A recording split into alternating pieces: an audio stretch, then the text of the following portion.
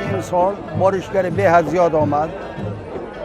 کسالهای گوناگونی زنبورق بسیار خیلی وسیع شد و این نگاه نکرده خودی ما مهنت کرده باغبانا حاصل درست نست جمعیت رسید.